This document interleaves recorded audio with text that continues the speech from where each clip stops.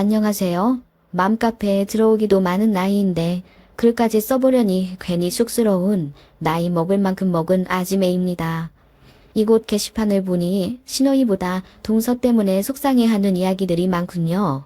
나도 손윗동서 이야기라면 할 말이 참 많아요. 얼마나 극악무도한지 듣는 사람마다 혀를 차며 놀라워했던 아주버님네. 그리고 잊지 못할 우리 아버님 얘기를 시작해 볼게요. 남편에겐 나이 차 많이 나는 형이 있습니다. 하지만 두 부부가 사업하느라 바빠서 시부모님께는 원래 별 관심이 없었고 저희만 왕래하는 편이었죠. 결혼한 지 7년 정도 되었을까? 어머님 갑자기 소천하시고 홀로 계신 아버님이 걱정되어 가끔은 남편 없이도 아이들만 데리고 고속버스를 타서 시댁에 아버님을 뵙곤 했습니다. 아버님은 제가 힘드니 오지 마시라 하셨지만 그래도 내내 조용하던 집이 아이들의 웃음소리와 저의 달그락거리는 부엌 소음 때문에 기분이 좋아 보이셨어요. 아버님은 워낙 혼자 잘 챙겨 드시지 않는 성격이라 억지로라도 드시게 하려고 반찬이며 국을 많이 만들어 놓고 오곤 했습니다. 그것은 절대로 남편이나 아버님의 강요가 아닌 오롯이 제 의지였습니다. 홀로 계신 시아버지를 이렇게 급진히 모실 수 있었던 건 저를 정말 딸처럼 여겨주셨던 지난 날에 대한 감사함 때문입니다. 제가 남편과 결혼한다고 했을 때 시어머니가 참 많이 반대하셨습니다. 저희 집이 한부모 가정이라는 이유였어요. 아빠가 일찍 돌아가시고 엄마 혼자 생계 책임지며 저희 세남매를 키워주셨거든요. 상대적으로 시댁은 부유한 편입니다. 아버님은 IMF 때 위기를 기회로 삼아보자 하여 새로 시작한 사업이 대박나 평생 벌어도 모자라지 않을 만큼 돈을 버셨습니다. 그런 집안 분위기인데 둘째 아들이 결혼하겠다며 데려온 여자가 별 볼 일 없어 보이니 어머님 입장에선 눈에 차진 않으셨겠죠. 이해합니다. 솔직히 말하면 대놓고 구박도 하시고 친정이 가난하면 시집살이 당연히 받아야 한다는 마인드이셨기 때문에 많이 힘들었습니다. 그런 시어머니를 말리시고 제 편을 들어주시던 분이 바로 시아버지였어요. 그만 좀 하시오. 돈이야 있다가도 없고 없다가도 있는 법인데 우리 둘째 며느리 인성은 돈으로 살 수도 없을 만큼 훌륭하잖소. 아버지 일찍 여인 게 며느리 잘못이오. 그래도 어려운 환경에 이렇게나 잘 키워서 사회에 내보낸 사부인이 대단한 거요. 마음보 좀 곱게 먹읍시다. 내가 뭐 틀린 말했시오? 기우는 결혼한 게 뭔 자랑이라고? 그렇게 툴툴 대시던 시어머니셨지만 아버님과 제 노력 덕분인지 결혼 5년 지나고 나서부터는 저를 며느리로 인정해주시고 살뜰하게 잘 챙겨주셨던 분이라 험담을 하고 싶진 않네요. 게다가 돌아가신 분이기도 하고 사실 시어머니 마음이 변하신 이유가 있습니다. 바로 손윗동서인 형님네가 사고를 치며 시부모님 속을 앵간히도 썩히셨거든요. 아주버님은 시아버지 따라 사업한다고 잘 다니던 공기업 관두고 포장 사업에 뛰어드셨습니다. 그런데 수급 문제를 잘 해결하지 못해 몇 년간 지지부진하시다가 결국 적자 상태로 폐업하셨어요. 그때 시아버지가 도움을 주셨는데 너무도 쉽게 위기에서 탈출한 아주버님껜 그게 독이 되었던 건지 또 겁도 없이 더 크게 사업을 시작하시더라고요. 이번엔 형님까지 같이 시작하셨는데 역시나 잘 안 되었고요. 돈이 뭔지 형님네는 궁지에 몰리자 시댁을 쥐어짜내기 시작했습니다. 아주버님이 새벽 2시에 시댁에 찾아와 당장 3천만 원이 필요한데 대출을 하도 많이 받아 돈 나올 구멍도 없고 사람들한테 하도 많이 빚을 져 빌릴 사람도 없다며 울고 불고 난리쳐서 아버님이 1,000만 원 더 얹어서 4천만 원을 그냥 주셨대요. 그동안 해준 돈이 많으니 이걸 마지막으로 더 이상 부모에게 손 벌리지 말라는 뜻이었는데 형님네는 잘못 이해한 모양이었습니다. 툭하면 찾아와 1,000만 원, 2천만 원을 빌려달라 울상이고 급기야 나중에는 빠듯하게 살아가는 저희한테까지 손을 벌리기 시작했습니다. 그러다 충격적인 사실을 알게 되어 시어머니가 뒷목을 잡고 쓰러지셨죠. 돈 없다 노래를 부르던 형님네가 어느 틈에 서울에 그것도 한강뷰 32평짜리 아파트를 자가로 떡하니 매매해놨더군요. 자기들 살 길을 다 알아서 해놓곤 그렇게 시부모님 노후 준비 돈까지 빼내가며 쥐어짜냈던 것입니다. 그 사실 알고 시어머님은 형님네와 절연하겠다고 선언하셨는데 그때 스트레스를 너무 많이 받으셔서 앓고 계시던 당뇨가 너무 심해지셔서 합병증으로 2년 만에 주무시다 돌아가셨어요. 주무시다 돌아가신 건 다행이지만 돌아가시기 직전 한 달 정도는 눈도 거의 실명하셔선 저랑 아버님이 겨우겨우 거동을 도와드리곤 했습니다. 아무튼 그런 상태였고 아버님도 그 아들네에게 너무 실망해서 자식은 저희만 있는 셈 치기로 하셨어요. 그렇게 저는 홀로 계신 아버님을 챙기며 산지 어느덧 몇십 년이 되었고 저희 아이들도 꼬꼬마해서 어느덧 다들 대학생이 되어 장성했습니다. 시간은 그렇게 아이들은 크고 어른들은 늙어가게 만들더군요. 정정하던 저희 시아버지가 중풍으로 쓰러지셨습니다. 대학병원에 모시고 가니 이미 왼팔과 왼쪽 다리는 쓸 수 없는 상태라고 하시더군요. 남편과 제가 아버님 손 한 짝씩 나누어 잡은 채 엉엉 우는데 정작 아버님은 다 굳어져 어색한 인매로 미소를 띠시더군요. 그렇게 아버님을 저희 집에 모시게 되었습니다. 저한테 미안해서 절대로 같이 살고 싶지 않다며 요양원에 가겠다고 고집 부리시는 걸 우리 아이들이 설득해서 집으로 모셨어요. 참 착한 애들입니다. 방이 하나 모자랐는데 아이 중 하나가 이게 웬 떡이냐 하며 학교 근처 원룸으로 독립하더군요. 할아버지, 나 할아버지 덕분에 따로 나가서 살아. 고마워. 이제 맨날 밤 늦게까지 게임해야지. 아싸. 해맑게 웃으며 철없이 말하는 큰아들 놈의 속내는 아마도 할아버지 마음속에 있는 미안함과 부담감을 조금이라도 덜어드리려 한 배려였겠죠. 그렇게 밤새도록 게임하겠다던 큰아들은 게임은커녕 늦게까지 알바하고 공부하며 제 앞가림 찾아가더군요. 아무튼 그렇게 중풍으로 쓰러진 시아버님을 집에 모셔 간호하게 되었습니다. 어렵지 않았다면 거짓말이겠죠. 따로 살며 주말마다 찾아뵙고 잘 지내시는지 봐드리는 것과는 완전히 다르더군요. 게다가 거동 자체가 불편하시며 제일 중요한 대소변 가리는 걸 봐드려야 하니 처음 몇 달은 여간 곤혹스러운 게 아니었습니다. 남편이 되도록 출퇴근 전후로 본인이 하려고는 했지만 저도 봐드려야 하니까요. 아버님은 너무나도 미안해 하셨지만 저는 애써 명량한 척하며 아빠, 뭐 어때요? 내가 진짜 딸 같다면서요. 아빠가 딸 기저귀 갈아주는 거랑 딸이 아빠 기저귀 갈아주는 거랑 뭐가 그렇게 다르다고요. 라며 아버님을 도리어 위로해드렸습니다. 저는 어머님 돌아가신 이후부터 시아버지께 아빠라고 불렀습니다. 그렇게 식단도 아버님 위주로 맞추고 틈틈이 재활운동과 매일 산책까지 제가 도맡아 극진히 간호해드리니 기적은 있는 건지 아버님 어눌하시던 말투도 돌아오시고 점점 손과 다리에 힘이 들어가시더군요. 대학병원에서도 이 정도면 몇 없는 확률이라 하시며 놀라워 하시더라고요. 제가 말했죠. 아빠, 다 제 덕분인 거 아시죠? 내가 고기 드문 효녀라 그래. 그게 무슨 소리야. 빨리 내 집에 가고 싶어서 내가 열심히 운동한 덕분이지. 저희는 그렇게 웃으면서 서로의 손을 잡으며 농담했지만 흘러나오는 눈물은 막을 길이 없더라고요. 그렇게 대학병원 로비에서 한참 울고 웃었던 기억이 나네요. 그런데 행복도 잠시 점차 회복하시던 아버님의 간 수치가 심상치 않더니 급기야 급성 간경화로 진행되고 말았습니다.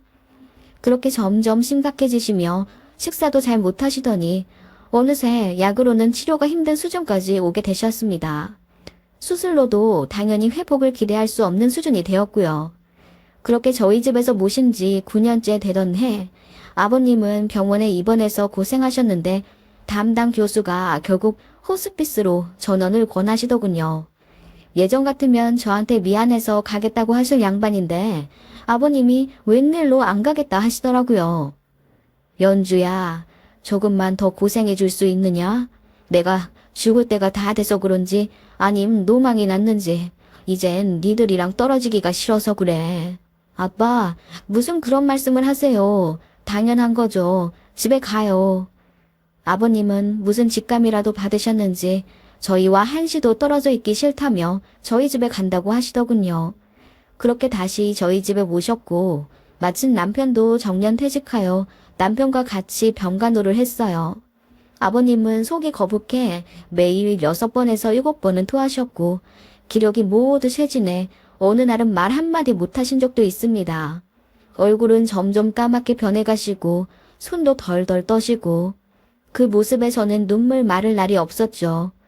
그런데 갑자기 아주머님네가 찾아오시더라고요. 연락도 없이 갑자기 말입니다. 누군가 초인종을 눌러 인터폰을 보니 아주버님네였습니다. 놀라서 왜 오셨냐 하니 문이나 열으라고 쾅쾅 대더군요. 그렇게 문을 열었더니 갑자기 울고불고 쳐들어와 아버님 괜찮으세요?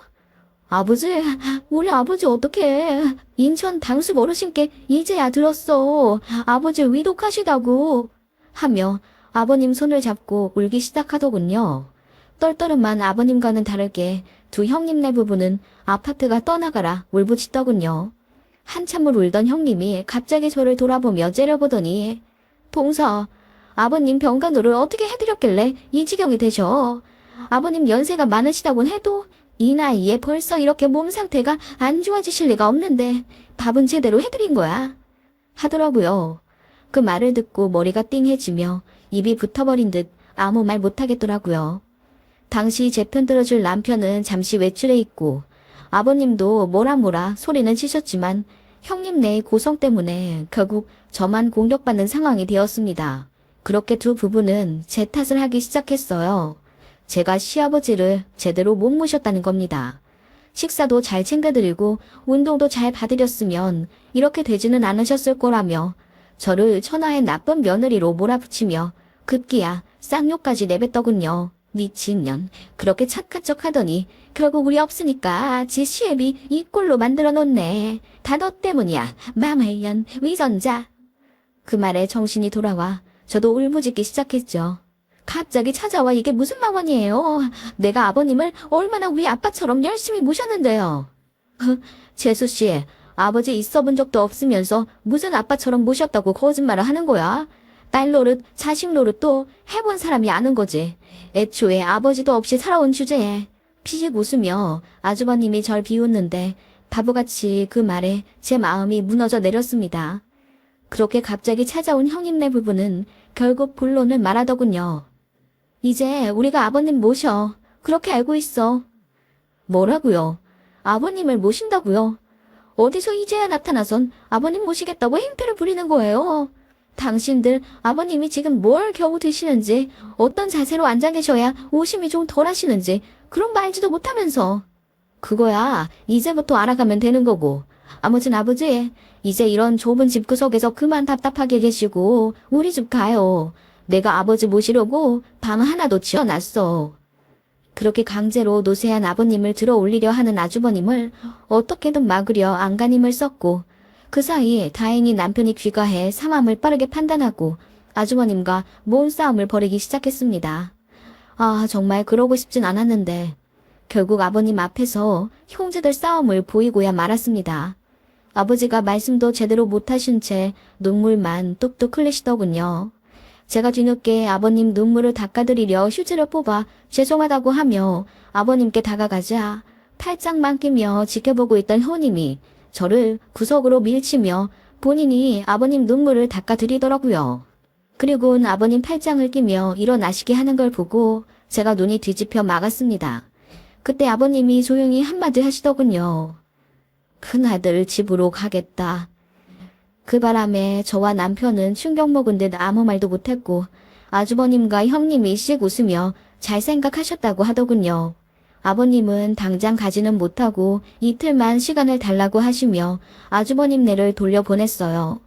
제가 아버님께 왜 그랬냐고 울며 여쭸어요. 사실 서운했습니다. 제가 그렇게 몇십 년 동안 아버님을 봐드렸는데 아버님도 결국 다른 어르신들과 별 다를 바 없이 사랑은 장남이구나 싶어 허무하기도 했고요. 아버님은 다른 말씀은 안 하시고 전화번호 하나를 내미시며 이 사람 좀 집으로 오게 해달라고 하시더군요.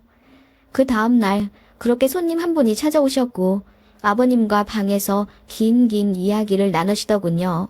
손님이 가시고 나서 왔다 가신 분이 누구냐고 여쭤보니 그냥 먼 친척이라고 말을 아끼시길래 더 묻진 않았습니다. 그리고 아버님은 간단하게 짐을 챙기신 채 큰아들 내에 가겠다며 데려다 달라고 하시더군요. 저희는 가지 말라고 애원했지만 아버님은 의지가 굳건하셨어요. 어쩔 수 없이 아버님 약과 호흡에 치료한 의료기기들 그리고 쓰시던 장비를 챙겨서 형님네로 향했습니다. 형님 조소를 내비에 쳐 이윽고 당도하니 그곳은 매매가 30억이 넘는 아파트 대단지더군요. 형님 말로는 시부모님과 절연한 이후 사업이 급속도로 잘 되어 돈을 많이 벌었다고 하더군요. 아무튼 그렇게 아버님을 형님네에 모셔다 드리고 형님에게 아버님 관한 중요 사항들과 다 드려야 하는 매뉴얼들을 자세히 전달해드렸어요. 인수인계라고 해야 할지. 솔직히 형님네가 좋은 사람들이 아닌데 걱정이 안 될 리가 없잖아요. 아버님 여기다 맡기기는 죽어도 싫은데 아버님 고집이 상당하셔서 어쩔 수가 없었습니다. 아무튼 그렇게 마무리하고 아버님께도 고개 숙여 인사드리며 돌아서려는 찰나 아버님이 제 손을 잡으며 눈을 지그시 바라보시더라고요. 꼭 봄을 보듯이 저를 한참을 들여다보시더니 손을 토닥토닥 감싸 안으시며 그동안 고생 많았다. 너도 많이 늙었구나. 이제라도 편하게 살아라. 내가 원하는 건 이제 그것뿐이다. 하시더라고요. 언제는 저희랑 떨어지기 싫다고 호스피스도 안 가시겠다 하더니 이제는 큰아들네한테 가신다 해서 마음이 조금은 섭섭했는데 그렇게 말씀하시니 억장이 무너지더군요. 그렇게 펑펑 울며 집으로 돌아왔고 아버님이 걱정되어 아주버님과 형님네한테 전화를 하니 잘 계신다고만 하더라고요. 그렇게 아버님을 형님네로 모셔다 드린 지 2달 좀 되었을까? 오전에 갑자기 전화가 와서 받으니 형님이었습니다. 동서, 여기 아산병원 응급실이야. 아버님이 숨을 잘 못 쉬셔서 급하게 왔어. 아버님이 동서 찾으신다. 빨리 와. 그 말에 남편과 미친 사람처럼 택시를 잡아 타고 병원으로 갔습니다. 아버님은 그 사이 산소 포화도가 급격히 안 좋아져 중환자실로 옮겨가셨더군요. 의사 얘기 들어보니 몇 주 전에도 한번 병원에 실려 오셨나 봐요. 그때도 이미 복수가 많이 차 있는 상황이라 기도 호흡과 물 섭취조차도 힘드셨는데 아버님이 죽어도 입원 안 하시겠다고 했나 봐요. 형님이 저한테 연락해보겠다고 했는데도 절대 그러지 마시라고 하셨답니다. 무조건 잘 지낸다고만 말하라 하셨다면서 자기가 거짓말한다고 생각할까봐 증거도 남겨놨다며 저한테 보여주더라고요. 녹음본 들어보니 정말로 아버님이 아주 작은 목소리로 연주한테는 잘 지낸다고만 말하라 시키시는 아버님 음성이 담겨 있었어요. 그 목소리 듣자마자 눈물이 너무 났어요. 어떻게든 우겨서 우리가 모실걸, 형님네 못 가게 할걸, 그런 후회가 들었습니다. 저희는 그래도 아버님이 큰아들이랑 연 끊었던 것에 대해 내심 마음이 아파서 마지막 얼마간은 같이 살고 싶어 하셨나 보다 생각했거든요. 아버님은 그렇게 중환자실에서 결국 눈을 감으셨습니다. 마지막 의식 남아 계셨을 때 그렇게 저를 찾으셨다는데 조금만 더 견뎌주시지 하는 원망과 사무치는 그리움 그리고 가슴 가득한 죄송함 때문에 숨조차 못 쉴 정도로 눈물이 나더군요. 3일장을 어떻게 치렀는지도 기억이 안 납니다. 그렇게 아버님 돌아가시고 슬픔에 빠져 있다가 아들놈들 때문에 겨우 정신 차리기 시작했는데 형님이 갑자기 찾아오더라고요. 소리를 치며 돈 내놓으라 하대요. 무슨 말이냐고 물었더니 아버님이 너네한테 유산 다 돌려놓은 거 너네 알고 있었지? 알고도 나 엿먹으라고 그 노인네 보낸 거지. 이러더라고요. 그게 무슨 말이에요? 알아듣게 좀 얘기해봐요. 아버님이 변호사 불러서 유산 전부 니들한테 상속되도록 손 써놓으셨다고. 우리 집 오기 전에 말이야. 니들이 그걸 모를 리가 없잖아. 니들이 꾸민 짓이지? 돈 내놔. 돈 내놓으라고. 아버님이 저번에 먼 친척이라며 집에 들이셨던 손님이 알고 보니 아버님 전담 변호사였더라고요. 어머님 돌아가시고 나서 시외가 재산까지 아버님이 관리하셨는데 혼자 하기 힘드셔서 변호사를 쓰셨고 아버님 건강이 안 좋아지시자 1년에 한 번씩은 대면에 유언장을 갱신하시곤 하셨다네요. 아버님은 유산을 상속받을 권한이 전적으로 저에게 있다는 증빙 자료를 꾸준히 모으고 계셨고 형님네 집에 가시기 전에 유언장을 그렇게 정리하시고 계셨던 거예요. 믿기 힘들었지만 아버님의 유언대로라면 제 명의로 아버님 살고 계셨던 20평대 아파트를 돌리고 현금 자산 12억 5천만 원가량 상속받게 되었고 남편과 아들들 명의로 각각 3에서 5억 정도씩 유산을 상속받도록 정리해 놓으셨더라고요. 아주버님네한테는 아버님 타고 다니던 낡은 지프차 한 대 넘긴다고 남기셨더라고요. 폐차 권고라는 말과 함께요. 그 말 듣자마자 솔직히 웃음이 나더군요. 평소 유머러스 하시던 아버님 모습이 생각났어요. 아버님이 형님네한테 몇 억씩 주시며 이제 정말 돈 없다고 하셔서 남은 재산이 그렇게 많으신 줄은 몰랐는데 알고 보니 갈 곳 없는 시외가 재산까지 합쳐서 저희한테 상속해 주신 거더라고요. 아주버님네는 법대로 가겠다며 소송을 했지만 결국 아무 소용이 없었습니다. 일전에 아버님 편찮으신 거 뒤늦게 당숙 어르신께 연락받아 찾아왔다고 한 것도 거짓말이었어요. 형님네는 쭉 알고 있었던 겁니다. 아버님 중풍으로 쓰러지셔서 거동 불편하셨을 때도 다 알면서 연락하지 않았어요. 자기네들 피곤해질까봐요. 그렇게 지켜만 보다가 아버님 병만 깊어지시면서 뒤늦게 알게 되었다고 거짓말까지 하면서 불이 나게 온 겁니다. 그리고 아버님 살살 달래서 남은 집이라도 본인들이 가져가려고 했는데 그 결과 집도 숨겨진 재산도 모두 허공으로 날아가게 된 거죠. 모종에는 임종에 모신 건 자기네라며 그걸 내세우며 항소했는데 결국 기각되었어요. 아버님의 유언대로라면 저는 30년 가까이 아버님을 모셨고 형님네는 겨우 2개월 모셨고 아버님의 상세한 설명에 따르면 형님과 저의 간호 희생이 비교가 되지 못할 만큼 제가 극진했다며 여러 증거를 남겨놓으셨기 때문입니다.